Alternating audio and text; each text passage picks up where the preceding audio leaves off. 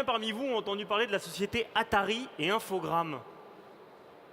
Ah, quand même. Pas mauvais. Pas mauvais, pas mauvais. Comment est-ce qu'on peut avoir créé un truc comme Atari il y a aussi longtemps? T'es content, hein?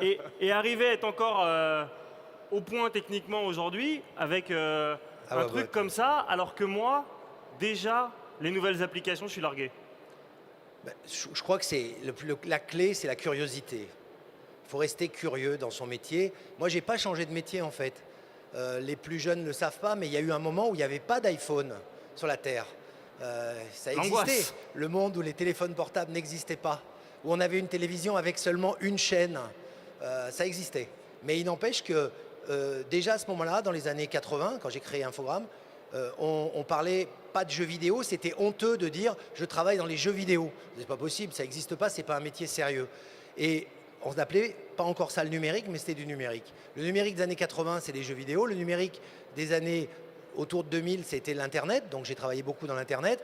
Le numérique des années 2020 et 2025, c'est la robotique. Donc c'est en fait c'est le même métier. Tout à l'heure, on peut avoir une espèce de grand rêve et on l'adapte aux circonstances et aux écosystèmes qu'on rencontre au fur et à mesure de sa vie. Et alors, en quoi les robots, ça va créer du boulot? Parce qu'on voit plutôt les leçons de l'histoire qui nous apprennent comment est-ce que les robots en enlèvent. Et c'est pas forcément un drame. C'est bien qu'il y ait des lave-vaisselle plutôt que de se... vous êtes d'accord, c'est gavant de se taper la vaisselle. Je parle même pas du lave-linge, etc., etc. En quoi est-ce que ce truc-là va créer du boulot, à part les quelques ingénieurs? Parce que je pense qu'il faut quand même avoir un paquet d'années d'études pour construire un truc pareil. Alors, ce qu'il faut comprendre, c'est que vous vivez un moment un peu incroyable de l'histoire du monde. Donc c'est une vraie chance.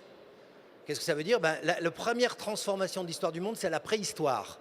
Je ne pense pas que beaucoup d'entre nous étaient nés. C'est quand on a inventé l'outil. L'outil, ça a permis d'améliorer la manipulation, la dextérité humaine. Ensuite, il y a eu un moment qu'on a appelé, que vous avez lu dans le livre d'histoire, la révolution industrielle. D'ailleurs, l'endroit où nous sommes, c'est un petit peu un des symboles de cette révolution industrielle. Ça veut dire que la machine est arrivée. Avec la machine, on a pu faire des choses plus grandes que nous. On a construit des choses incroyables comme ce grand palais. C'était un deuxième moment de l'histoire du monde. Et là, on arrive dans un troisième moment de l'histoire du monde et on le vit. Et c'est ça notre chance. C'est on vit ce moment où l'intelligence va être apportée aux machines. Alors quand on dit ça, on dit mais ouais, mais quand même, ça va prendre de l'emploi, c'est pas normal, etc. Parce que l'origine du mot robot, c'est une pièce de théâtre. Ça s'est passé en 1920, un auteur qui s'appelait Karel Čapek, qui a écrit une pièce qui s'appelait Rossum Universal Robot, parce que robot en russe, ça veut dire esclave. Et le mot robot, il est devenu universel comme étant une machine humaine, à forme humaine, qui allait remplacer l'homme. Et de là, on s'est dit, les robots sont en opposition avec l'homme, ils vont remplacer l'homme. En fait, c'est ni plus ni moins des machines qui vont nous permettre de faire d'autres choses, comme celles qui nous ont permis de construire ce type de palais. C'est des outils qui vont être à notre service. Simplement, c'est des outils qui sont un peu plus malins, qui sont un peu plus savants, sur lesquels on va pouvoir s'appuyer pour faire d'autres choses. Donc, le robot va prendre des emplois, comme l'automobile a vu disparaître, par exemple, les emplois de palefrenier, maréchal ferrant, constructeur de fiacres. Tous ces emplois ont disparu au cours des années où on est passé de ce qu'on appelle l'hippomobile, à partir de chevaux, à l'automobile. Mais ça a créé l'industrie de l'automobile. Et les emplois dans l'industrie de l'automobile étaient 100 fois plus forts. Donc imaginez-vous qu'on est en 1910 dans ce même palais, parce qu'il existait, et qu'il y ait quelqu'un, mais sans micro, avec un porte-voix, qui vous dise « Oui, mais l'automobile, mais ça va nous prendre les emplois des palefreniers ». Bon, 100 ans plus tard, qu'est-ce qu'on dit? On dit « Mais c'était une blague. On a créé des millions d'emplois à côté. » Donc oui, j'ai lu comme vous les études. Ah là là, les robots, ça fait peur, ça va prendre des emplois. Attention, il y a des dizaines, on en parlera tout à l'heure avec des exemples, des dizaines de milliers d'emplois qui n'existent pas aujourd'hui, qui vont exister grâce à la robotique et pas que des métiers d'ingénieurs.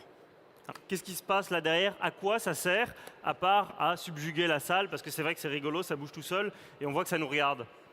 Mais à quoi ça sert? Je vais vous donner par exemple 2-3 exemples d'applications de ce type de machine. Ça s'appelle un robot de téléprésence. Le robot de téléprésence, ça dit bien son nom, ça vous télétransporte quelque part. Donc là, Alix est bien évidemment ici, elle est par là-bas, loin, et elle est en même temps avec nous, elle peut interagir avec nous, mais on a le même type de robot dans des musées, par exemple, dans le monde entier, et on peut visiter à distance des musées qu'on ne peut pas visiter parce que le voyage est long, parce que c'est compliqué. Ou mieux que ça, on peut être un opérateur français qui va faire visiter à des touristes français au Japon, par exemple, le musée dans leur langue en leur expliquant des choses.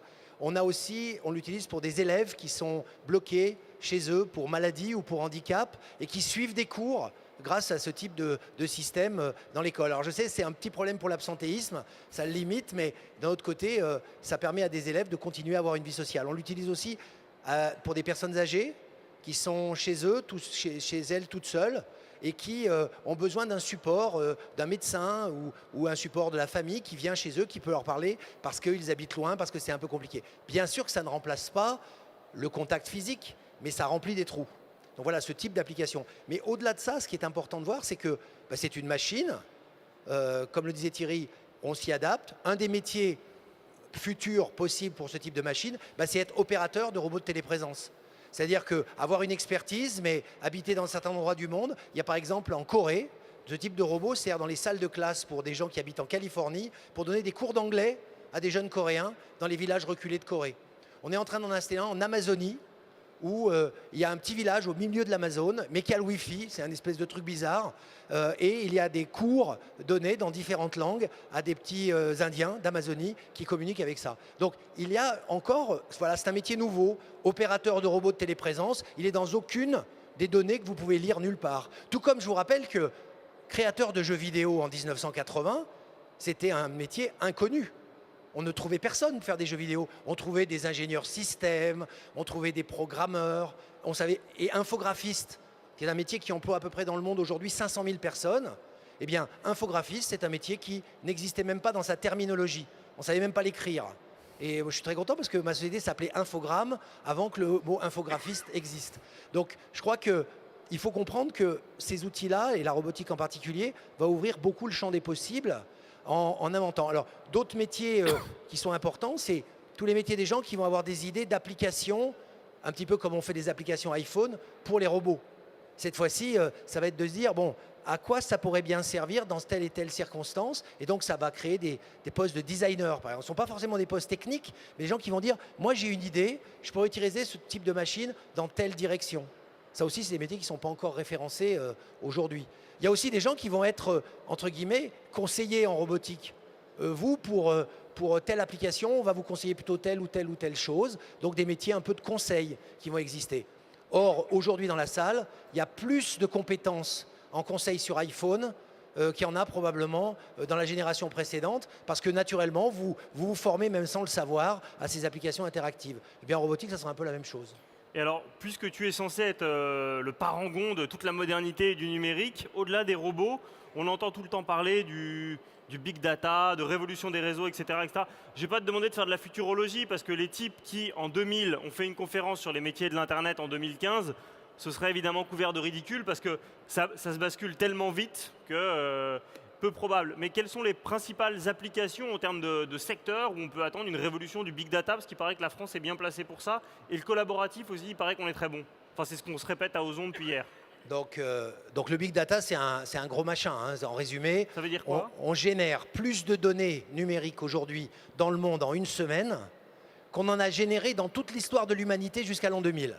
Donc vous devez imaginer que tous les matins, on génère de la donnée, on prend des capteurs. Quand vous courez avec des systèmes de recueil de données au poignet, quand vous passez à l'entrée, qu'on vous scanne, tout ça, ça génère de la donnée, ce qu'on appelle le big data. Alors ça sert absolument à rien, soyons clairs, à rien, si on n'en trouve pas des applications.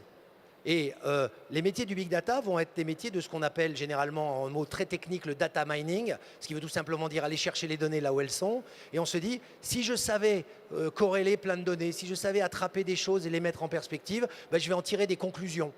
Donc ça, c'est un métier intéressant, c'est s'intéresser maintenant, non pas à la statistique parce que c'est de la mathématique, mais au sens que vont avoir ces chiffres. Ça, c'est des choses intéressantes. Le deuxième secteur qui, à mon avis, va être révolutionné, c'est le transport. Vous devez imaginer des villes en l'an 2030 où il y aura une proportion très importante de voitures sans chauffeur. Ce qui veut dire que les gens n'auront pas forcément de voiture. On va se déplacer dans la ville d'une façon différente. Effectivement, qu'est-ce que ça veut dire ? Ça veut dire que d'abord, il y aura dessiner, inventer, créer ce type de véhicule. Et puis, il y aura aussi à inventer qu'est-ce qu'on va faire quand les véhicules ne seront plus garés dans les rues. Parce que s'il n'y a plus de voitures ou s'il y a beaucoup moins de voitures à l'horizon d'une trentaine d'années, il va y avoir de la place dans la ville. On va pouvoir se réapproprier des espaces dans la ville. Et donc, qu'est-ce qu'on va en faire de toutes ces places de parking, de tous ces parkings souterrains, de toutes ces aires qui finalement vont servir à rien? Ça va réouvrir le champ des possibles encore pour une ville différente. Un autre secteur qui va être révolutionné par la robotique, c'est la médecine. Aujourd'hui, quand vous allez dans un cabinet médical en France, vous passez en moyenne 17 minutes, big data, 17 minutes. Sur ces 17 minutes, le médecin, il en passe plus de la moitié à faire des gestes purement techniques. C'est-à-dire qu'il passe il vous prend la tension, il remplit des dossiers, il vous demande votre carte vitale. Ça, c'est la moitié du temps que vous passez chez le médecin. Donc le métier de médecin aujourd'hui, c'est 50% administratif. Et puis bon, quand il a 5 minutes, il vous dit ce que vous avez. Bon, on peut imaginer qu'avec des assistances type robotisées, il y a déjà pas mal de choses qui pourront être faites. Donc ça veut dire que le métier même de médecin… Ça divisera le prix de la consultation par 2 ou pas? Ça peut diviser le prix de la consultation. L'erreur serait de multiplier surtout le nombre de consultations par 2. Le vrai truc, Thierry l'a dit, c'est le mot sens.